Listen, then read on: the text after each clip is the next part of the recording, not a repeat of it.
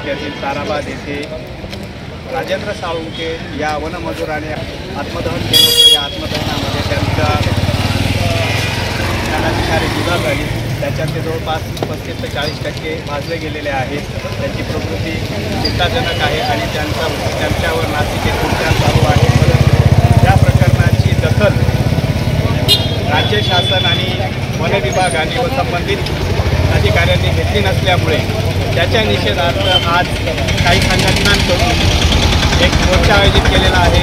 जो मोर्चा Jaykheda police station येथे येणार आहे आणि जायखेडा पोलीस स्टेशनला एका सावलीचं स्वरूप प्राप्त झालेलं आहे। मालेगाव सटाणा असेल, कळवण असेल, मनमाड असेल, ह्या परिक्षेत्रातून जवळपास पोलीस कुमावत आपल्याला बघायला मिळतो आहे आणि या ठिकाणी मोठ्या संख्येने परिसरातील व्यक्ती या मोर्चात सहभागी होणार आहेत। त्या दृष्टिकोनातून पोलीस प्रशासनाने देखील मोठा कडक बंदोबस्त या ठिकाणी ठेवलेला आहे। सागर पाटील मुर्दाबाद, मुर्दाबाद, मुर्दाबाद, सागर पाटील मुर्दाबाद।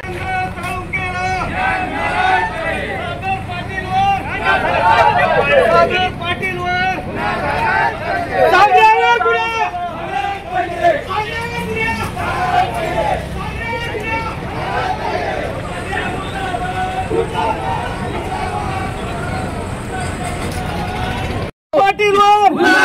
राजेंद्र साळुंकेला राजेंद्र साळुंकेला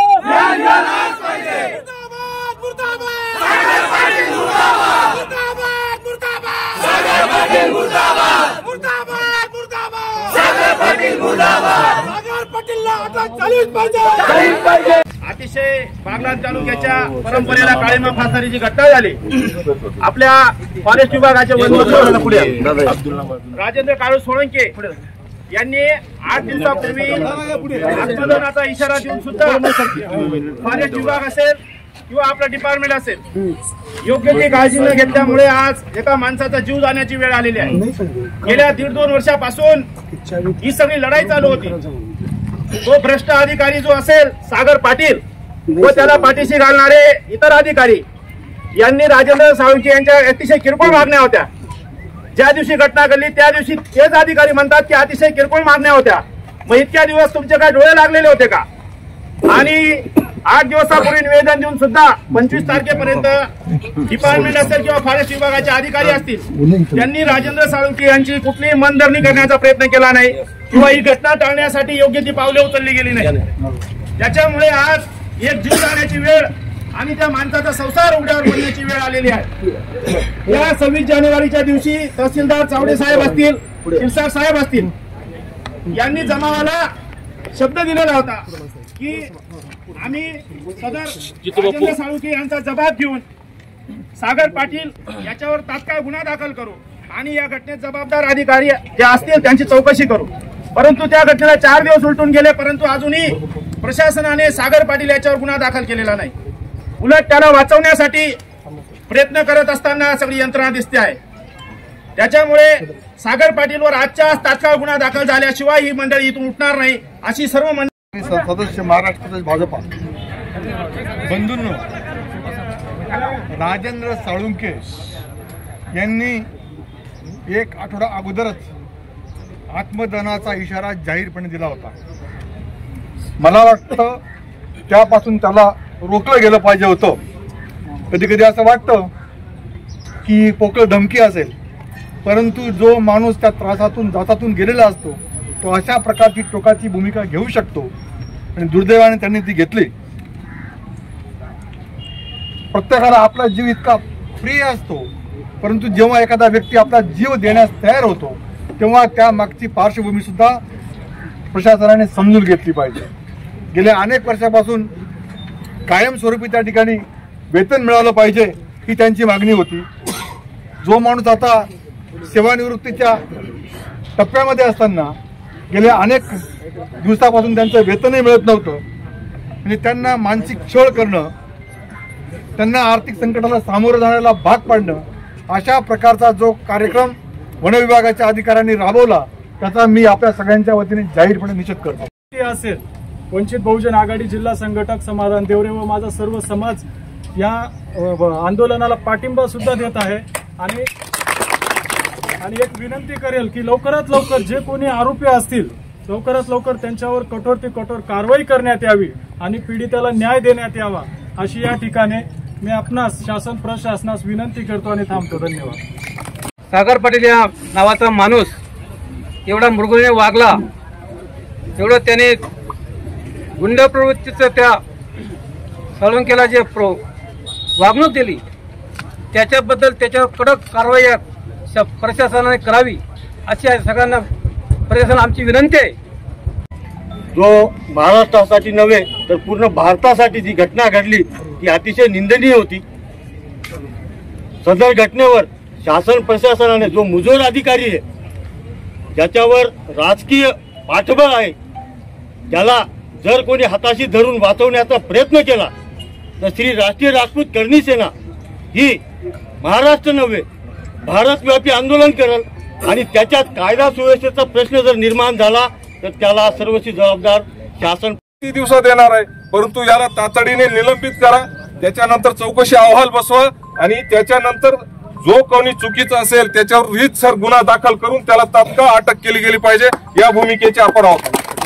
तर या पद्धतीने जर सर्वांनी प्रयत्न केला तर ठीक, नाहीतर आम्ही पण शेतकऱ्यांसाठी आंदोलन करत असतो तर आपल्या माणसांसाठी आणि मातीमध्ये राहणाऱ्या लोकांसाठी आम्हाला आंदोलन करावे लागतील. कार्य जेवढे असतील बरोबर, मग त्याच्यात पोलीस प्रशासनाचं दुर्लक्ष असो किंवा वन विभागाचं दुर्लक्ष असो, तात्काळ त्यांना अटक झाली पाहिजे.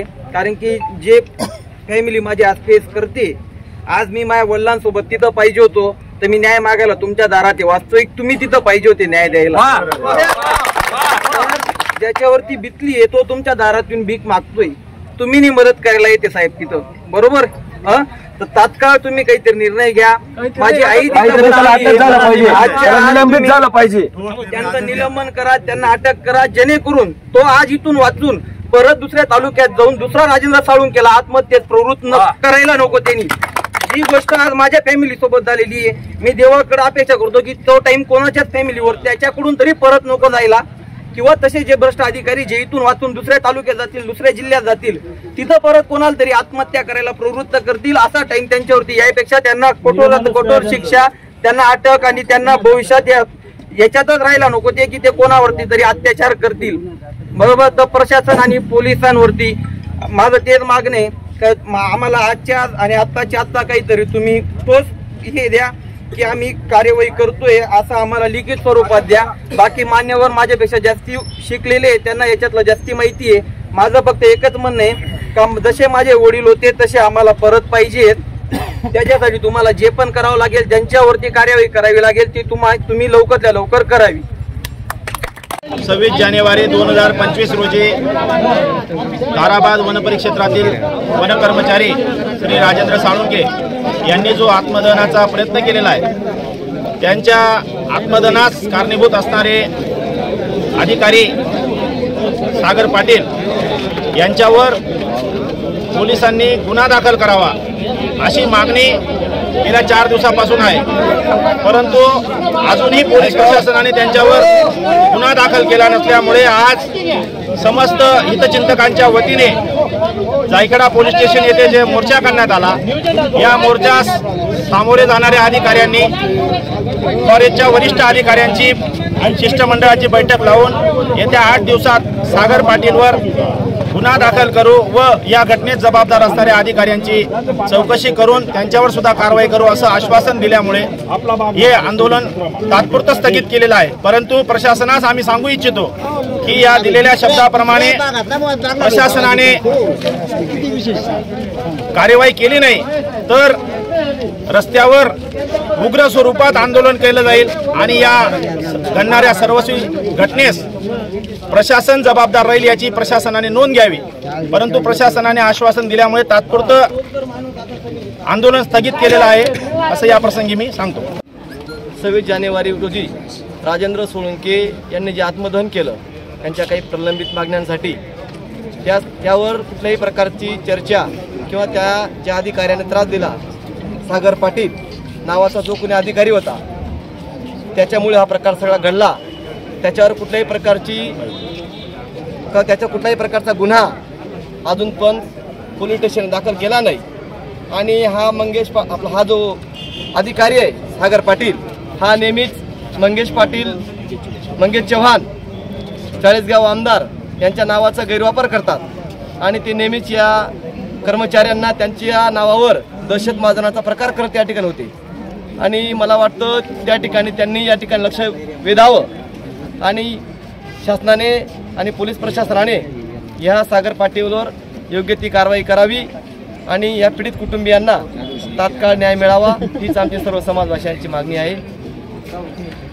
आज जायकाडा पोलीस स्टेशन येथे दिनांक 26 जानेवारी 2025 रोजी जे वनमजूर आहेत राजेंद्र काळू सोळुंके या वनरक्षक आहेत यांनी जे आत्मदहनाचा म्हणजे आत्महत्येचा प्रयत्न आत्मदहन करून केलेला आहे त्या अनुषंगाने गुन्हा दाखल व्हावा या मागणीकरिता श्री राष्ट्रीय राजपूत करणी सेना व इतर सर्व संघटनेचे सभासद सदस्य व त्यांचे समाज बांधव या ठिकाणी पोलीस स्टेशनला आले होते। तर जे चर्चा झालेली आहे पोलीस विभागाचे आम्ही सर्व अधिकारी आणि त्यांचे समाज बांधव यांच्यामध्ये जो चर्चा झाली त्यानुसार जे घडलेल्या घटनेच्या अनुषंगाने यापूर्वीही पोलीस स्टेशनमार्फत अहवाल पाठवण्यात आलेला आहे। आजच्या घटनेमध्ये जे निवेदन आहे त्या निवेदनानुसार उद्या ताहराबाद येथे जे वन विभागाचे DFO आहेत वावरे साहेब यांच्याशी 5 ते 6 जे शिष्टमंडळ आहे त्यांची प्रमुख 2 मागण्यांकरता जे काही भेट घालून द्यायची त्यासाठी आम्ही स्वतः माननीय वरिष्ठांच्या मार्फत त्यांच्याशी बोलू आणि त्यांची वेळ घेण्याचा प्रयत्न करून आपली भेट घडवून आणण्याचा निश्चितपणे प्रयत्न करणार आहोत। त्याच्यामध्ये कुटुंबाचं त्या वेलफेअर आणि त्यासोबतच त्यांनी जे काही यापूर्वी दिलेले सर्व काही अर्ज तक्रारी होते त्याबाबत काय कारवाई केली हे त्यांना जाणून घ्यायचं आहे। या संदर्भात या 2 प्रमुख मागण्यांकरता त्या शिष्टमंडळाची भेट घालून देण्याकरता आम्ही प्रयत्न करणार आहोत। दुसरं असं की त्यांच्याशी जेव्हा फोनवर बोलणं झालं तेव्हा त्यांनी सांगितलेलं असं आहे की त्यांचा जो चौकशी अहवाल आहे तो प्राप्त होताच ते त्यांच्या वरिष्ठांना हेड ऑफिसला पाठवून जे नियमानुसार जे काही उचित असेल ते कारवाई त्यांच्यावरती जे खात्याअंतर्गत आहे ते कारवाई करणार आहेत। त्याच्यानंतरही जे काय बनत असेल कायदेशीर कारवाई जर अकाउंटेबिलिटी फिक्स झाली आहे आणि त्यानंतर काय जे योग्य असेल ती कायदेशीर कारवाई करण्याकरता पोलीस स्टेशनला सुद्धा त्यांनी सांगितले की 8 दिवसाचा वेळ दिलेला आहे आणि 8 दिवसामध्ये आम्ही जे काही उचित कायदेशीर कारवाई आहे ते कायदे पंडित यांच्याशी चर्चा करून त्यानंतर वरिष्ठांशी अवगत करून त्यानंतर ते कायदेशीर कारवाई करण्याकरता त्यांनी 8 दिवसाचा वेळ दिलेला आहे। आणि आजसुद्धा जे काही मागण्या आहेत त्या मागण्याच्या अनुषंगाने एक पुरवणी चौकशी अहवाल माननीय पोलीस अधीक्षक कार्यालयामार्फत